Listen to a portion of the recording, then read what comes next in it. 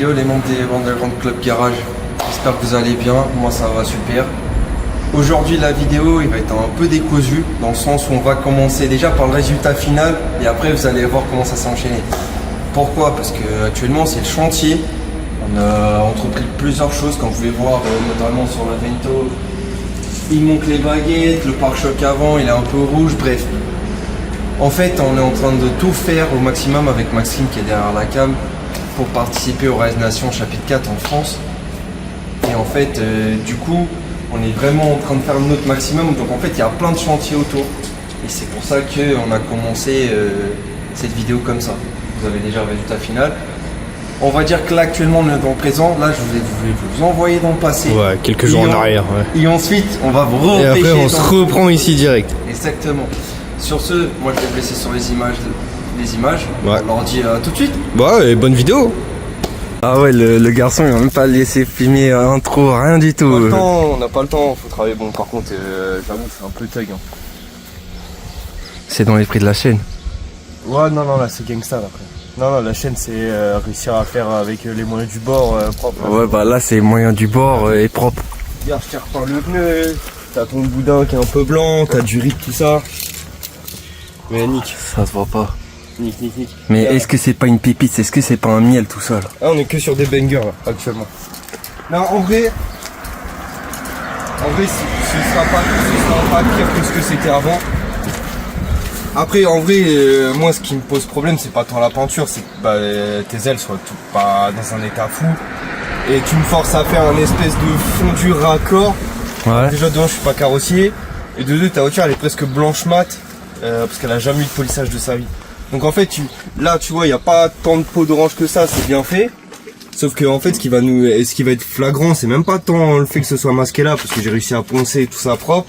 C'est le fait qu'on va avoir brillant mat. Mais ça c'est jouable. Ouais mais ça on le savait à peu près. C'était évident.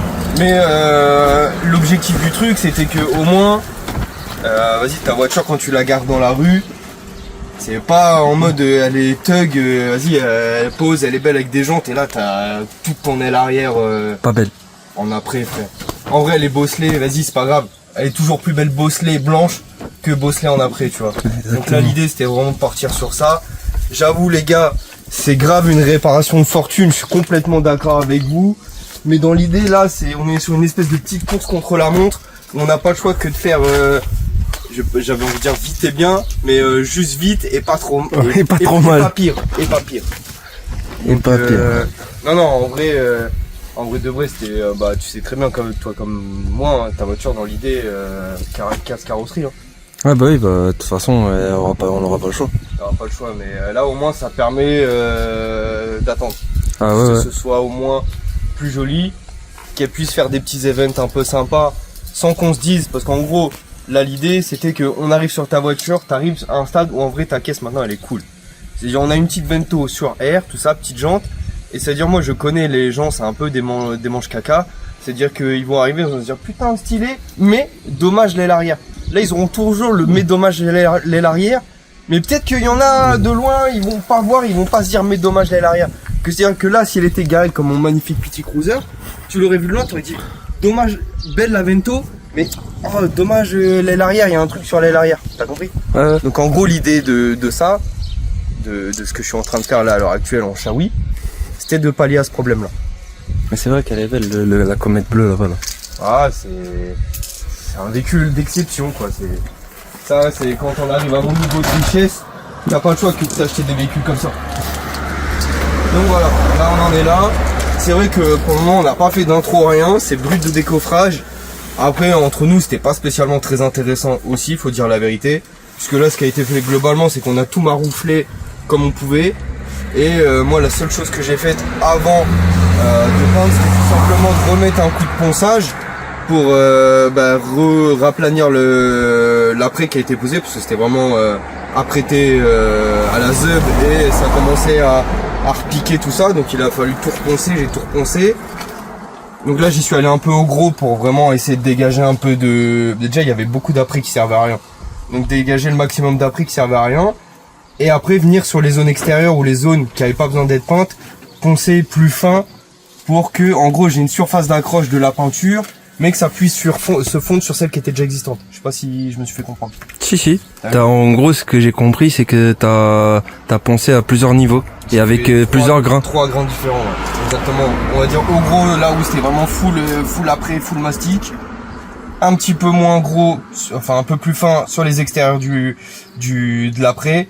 Et vraiment au plus fin possible, là où j'avais en gros ta peinture d'origine qui était saine, pour quand même avoir de l'accroche avec ce que je vais faire et que ça puisse se fondre sans trop de mal en fait.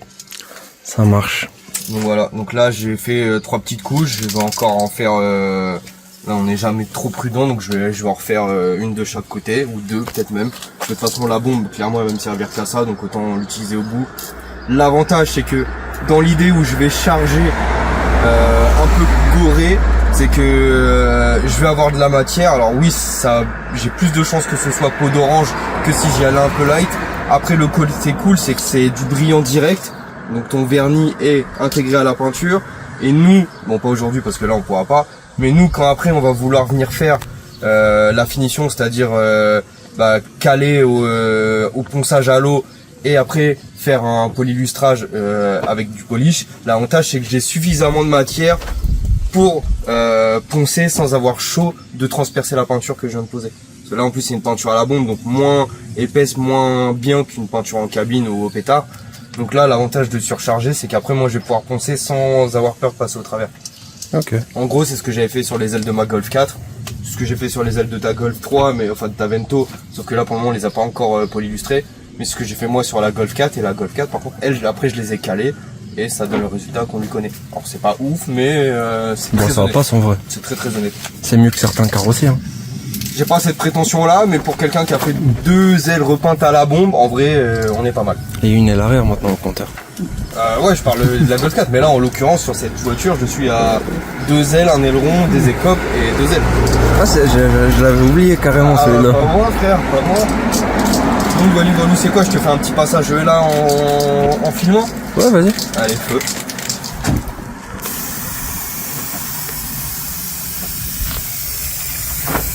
Bon, encore une fois, hein, les carrossiers vont être en sueur devant ce passage-là.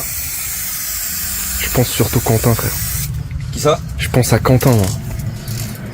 Mais Quentin, il peut me sucer matin, midi et soir, frère, il a rien à dire.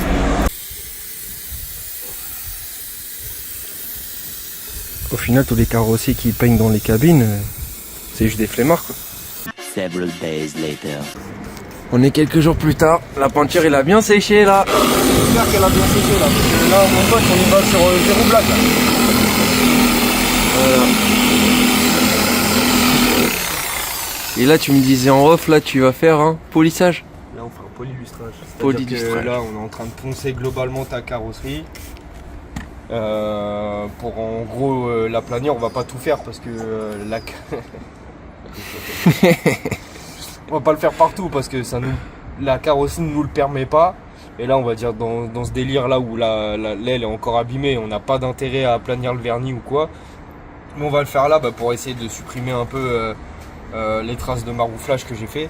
Comme là on peut voir que là où j'ai pas passé la bécane, il y a une épaisseur beaucoup plus importante que là où je viens de poncer vite fait.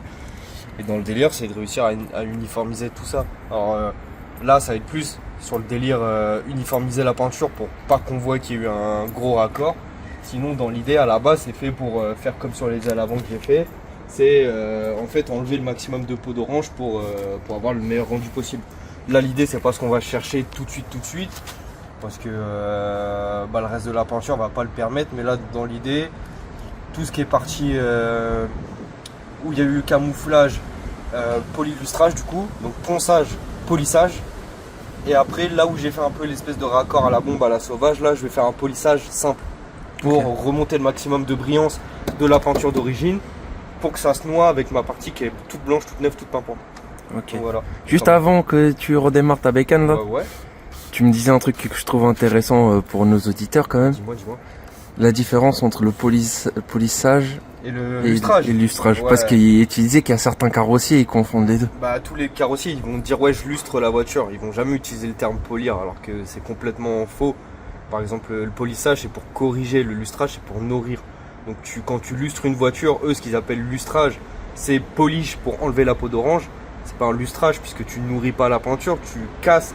En fait, tu coupes ton vernis, tu polis ton vernis, tu utilises quelque chose d'abrasif pour tendre, en gros niveler ton vernis. En fait, avant qu'ils poncent les carrossiers, on va dire ton vernis fait ça. Eux, ils utilisent le polish et du coup, les papiers à poncer pour aplanir. Donc, c'est un peu technique parce que le polylustrage, c'est polissage, lustrage. C'est des actions dans le même truc. En fait, vulgairement, il faudrait appeler ça polypolissage, en fait. Ok. Mais lustrage, t'as pas d'action abrasive, t'as pas de correction. Comme je te disais tout à l'heure en off, c'est comme si pour nous les humains, il y avait le gommage et l'hydratation. Le gommage, c'est le polissage et l'hydratation, enfin le lustrage, c'est l'hydratation. Tu vois, tu nourris pas ta peau avec quelque chose pour le gommage. Ouais, si tu disais le truc d'univers. Exactement, tu vois. Donc voilà. Allez, feu.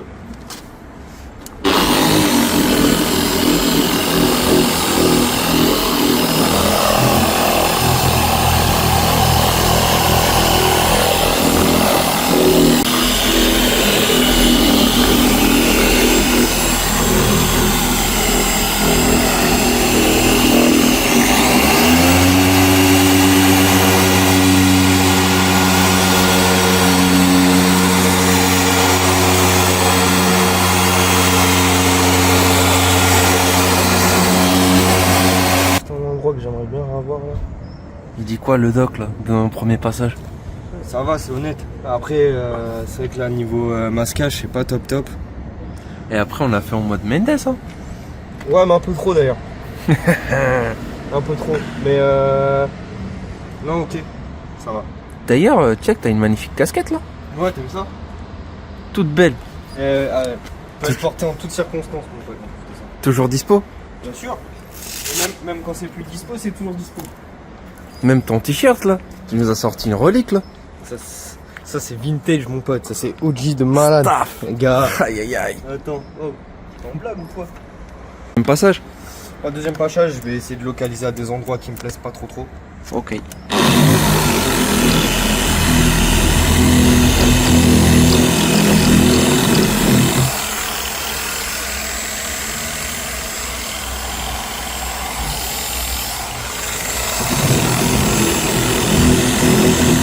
Bon, résultat final, ce côté-là. Ça représente pas du tout mes capacités, je tiens à préciser.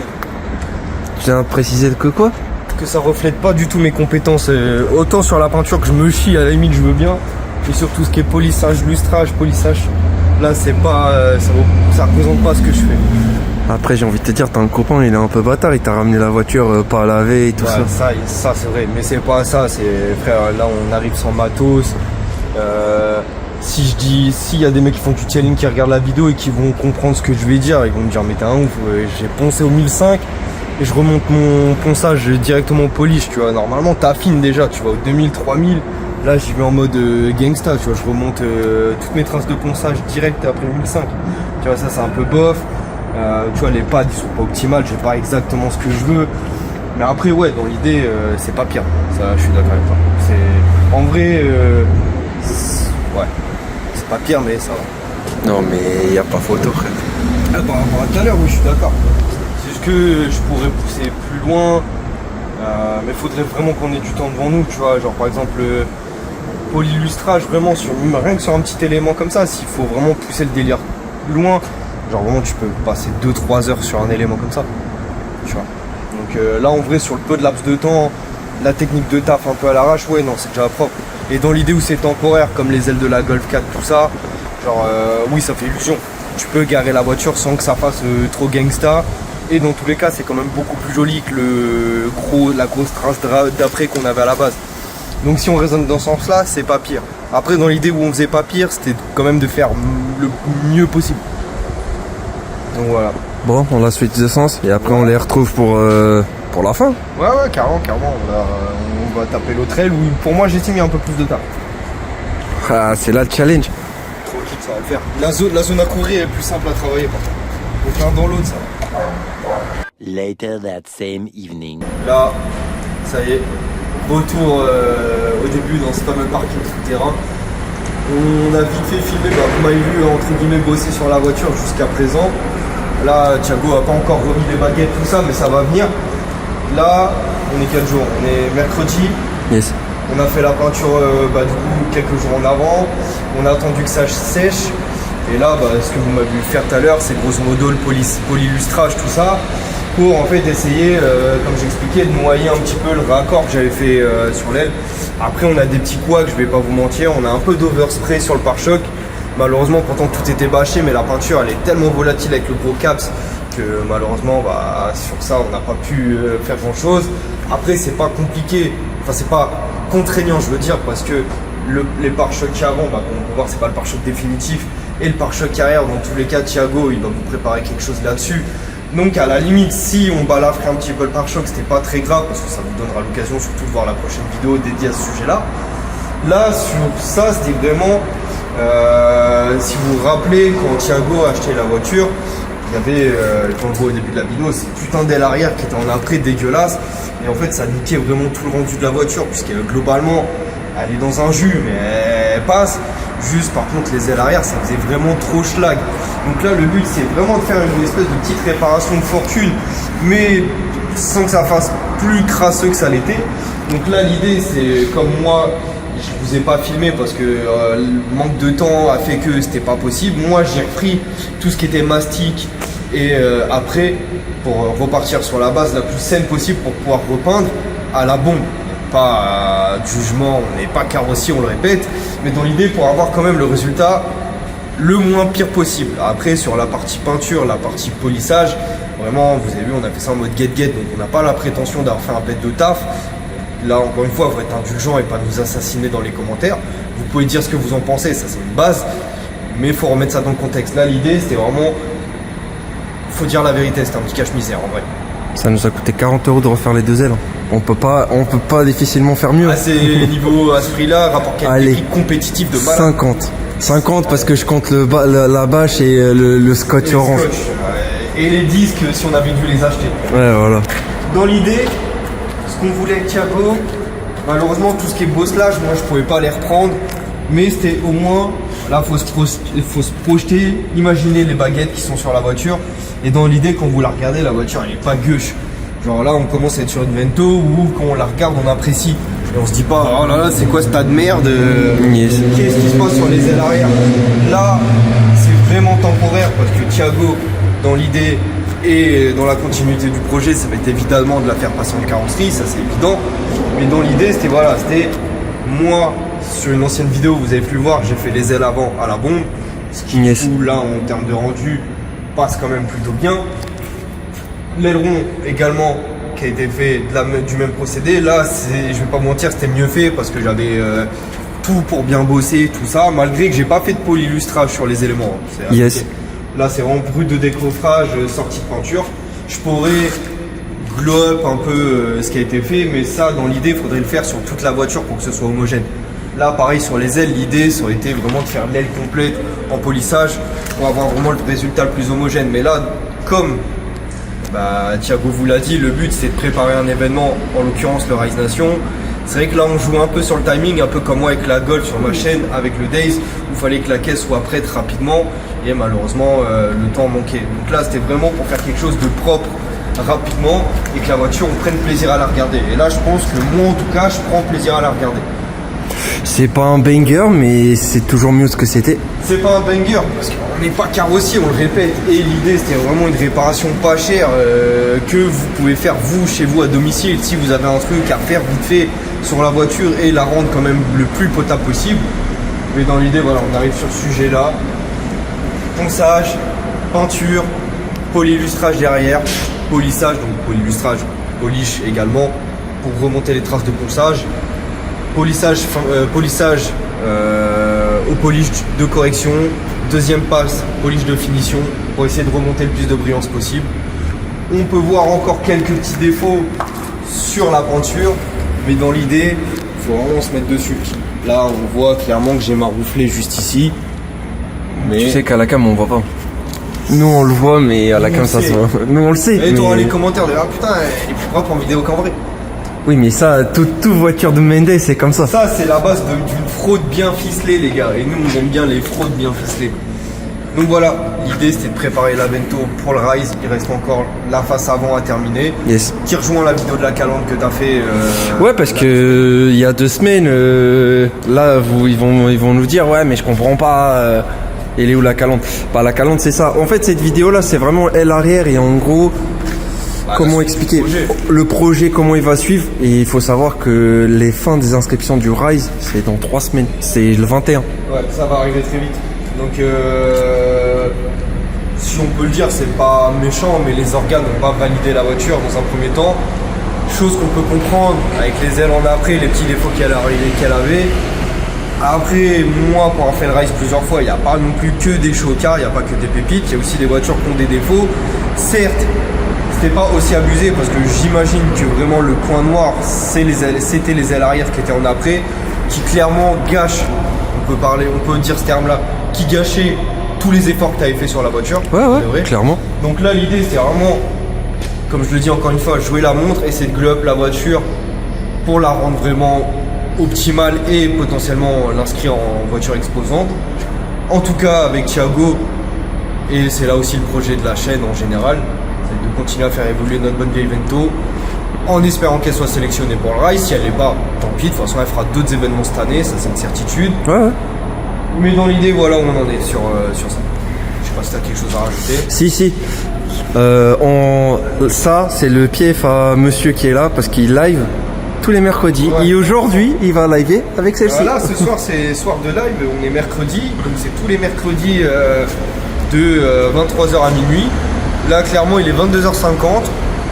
On va couper là et on va se préparer pour notre petit live sur TikTok. Donc, vous pouvez me rejoindre sur TikTok. Vous pouvez rejoindre mon vieux Thiago sur ses réseaux aussi, sur TikTok, Insta. Moi, mon live, c'est sur TikTok. Ce soir, Thiago, c'est mon invité. Je filme sa voiture, flemme de sortir la mienne. Je voulais changer un peu de DA. On en avait marre du petit cruiser, on en avait marre de la Golf 4. Ce soir, on se fait kiffer avec la Vento. Et vous, on vous fait kiffer, on vous laisse apprécier l'évolution de cette bonne vieille Vento encore une fois. Des bisous. Des bisous et on vous dit à la prochaine, les frères. Allez.